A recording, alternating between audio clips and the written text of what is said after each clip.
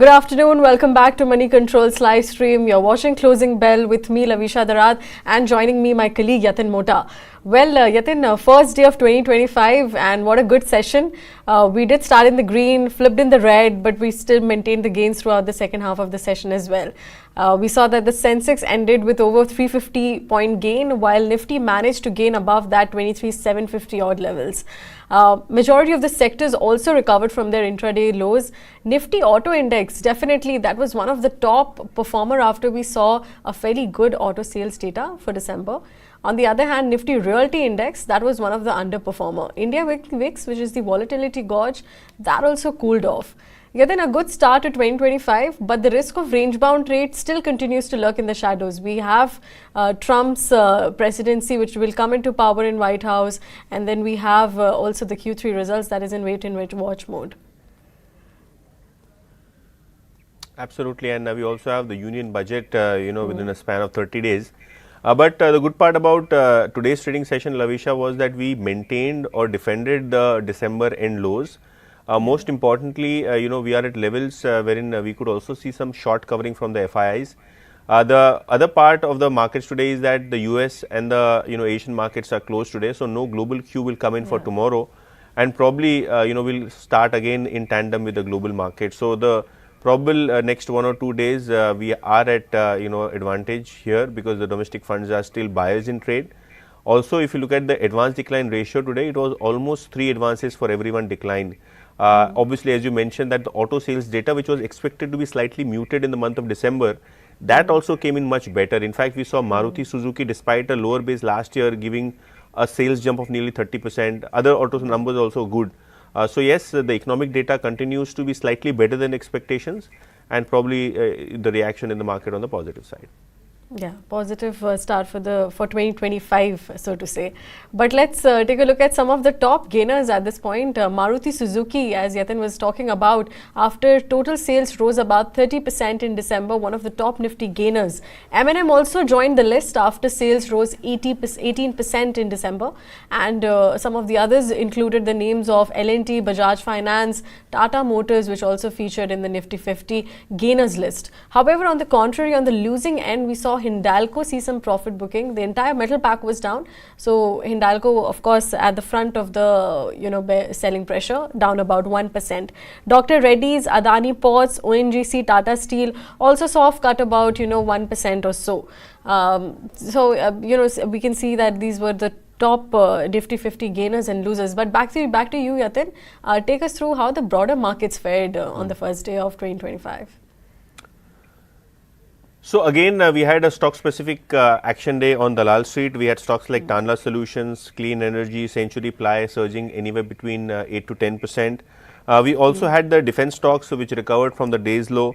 Stocks like SJVN were one of the top gainers in FNO because they won a large project in Bihar, though that stock was up 6%. We had Blue Star as well as Voltas, all of these air conditioner and consumer durable companies surging in trade, 2 to 5% gains coming in there. Stocks like Suzlon, IRB, Lemon Tree also doing well in trade.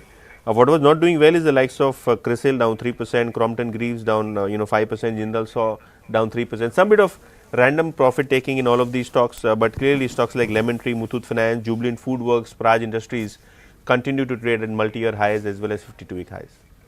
All right. Now, let's quickly break down the stocks that did grab the investors' attention today. Auto stocks, first up, auto stocks that did grab the limelight today as companies reported their monthly sales figures. Maruti, that was the big winner, and that was the top Nifty 50 gainer, as we saw that the total sales increased by 30% year on year, which was way ahead of the estimates.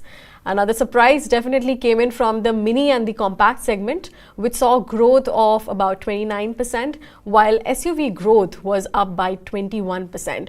On the other hand, Bajaj Auto, that conveyed a different picture for December sales. It saw marginal decline in total sales due to weak domestic sales, which was lower than expected, of course. However, 2 things did stand out for Bajaj Auto. That was your exports figures that grew by 15% year on year, and that has risen about the export contribution to about 50% of the total sales. And the Automaker is also in the lead position in the electric two-wheeler market share with about 25% market share, which is ahead of TVS Motor as well as Ola Electric. M&M also topped Nifty 50 gainers list on the back of good sales figures. It recorded good growth across its automotive as well as the farm equipment divisions. We saw total sales rise about 16% year on year, whereas tractor sales also grew by 22% year on year in December. On the other hand, its tractor peer Escorts Kubota, that saw sales fall by 11% year on year in December. While on the other hand, in the case of Hyundai Motors, December sales was down 2% year on year, but domestic fared better than exports once again. So, Yatin, market was expecting a tepid performance, as you said, from the auto companies, but domestic PVs, that fared better, and domestic two-wheelers, that was the pain point. So, how do you make sense of this? I think the auto numbers which have come so far are satisfactory, broadly in line with expectations. Maruti came out with a better number. We had M&M whose tractor numbers were good. In fact, a 20% kind of a growth seen there. So overall, the auto numbers, as feared, probably that was not the case. Obviously, December as a month was very high in discounting. Typically, the car companies have a discount in December to push sales because the year changes and there is seasonality. Most importantly, we have the Auto Expo also coming up in Delhi, which will have some new launches. So, before the new launches, probably higher discounting to clear inventories, and probably that worked for most of the auto companies, including Maruti, Hyundai, as well as M&M. All right. Let's move on to the next stock in focus. That was your IREDA. Well, the stock rallied up to 5% after it posted a strong set of numbers in its Q3 business update. We saw that the loans that were sanctioned, which zoomed about 129% year on year. Loan disbursements also increased by 41% year on year. And at the end of the December quarter, IREDA's loan book outstanding also saw a jump of about 36% year on year. Now, the stock is up 6x or over its IPO price. It's recently, like November, it completed 1 year of its listing period. So, despite having corrected from 30% from its all-time high, it's still one of the multi-bagger stock as well. Yeah, then, despite an overall weak trend, the stock has delivered quite multi-bagger returns. And this strong Q3 update also further adds to the stock's optimism. So, could be, a good road ahead for the stock. Clearly, a stellar listing for IREDA, and we have seen that the company is focused to increase the loan books as well as look at newer growth opportunities is something which is doing well. Obviously, the company is present in high growth areas like solar power as well as to fund various such projects. Moving forward, obviously, as you are mentioning, the quarterly updates remain strong, and also the investor interest. But shifting focus from IREDA as well as auto to real estate. Wherein today Antique has come out with a report.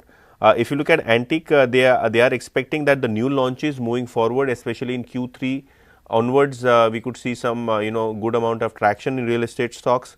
Obviously, if you look at Q3, bookings are expected to remain muted because the new launches were probably missing.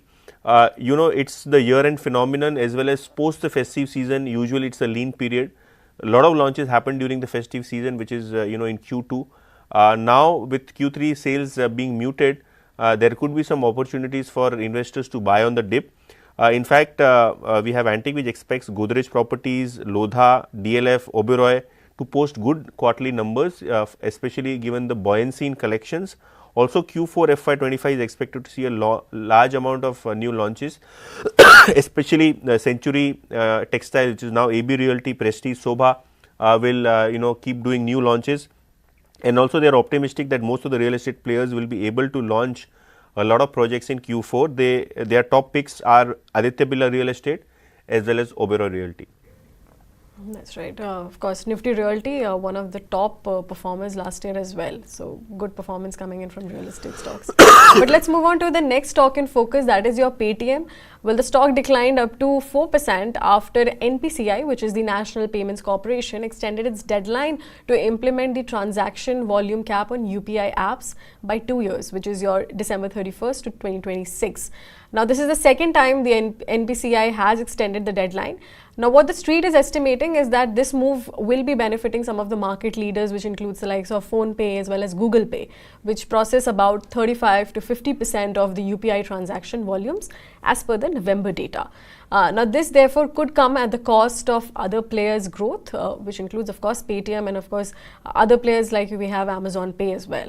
On the other hand, in a separate development, adding to Paytm woes as well, the NPCI has also lifted cap on WhatsApp Pay's UPI product onboarding users. So yes, WhatsApp Pay processes about 51.7 million transactions, which is worth about 3890 crore rupees in November, and is ranked among 11th among the UPI players. Yatin, a turnaround story for Paytm, but it feels like the challenges continue to challenges continue to happen in order for Paytm to maintain its market share in the UPI transaction space. Absolutely, the expectation was that probably this capping will come into effect, but the national payments body did extend that deadline, which benefits obviously players like PhonePe as well as Google Pay, which have higher market share. The reason why the stock was down today 3-4% is precisely this. But as you mentioned, the challenges remain. Profitability is something which is right now far-fetched. How good is the loan book building up with existing clients is something we need to watch out for in the quarterly update, which is expected anytime. And RBI restrictions are also there on the company. So, any kind of regulatory relief will also be something that we'll be watching out for. That's right. But a good session for the start of 2025, and we'll watch out if how the January month plays out for the markets as well. But with that, we have come to an end of this edition of The Closing Bell. It's a wrap from Yatin and me. Thank you for watching.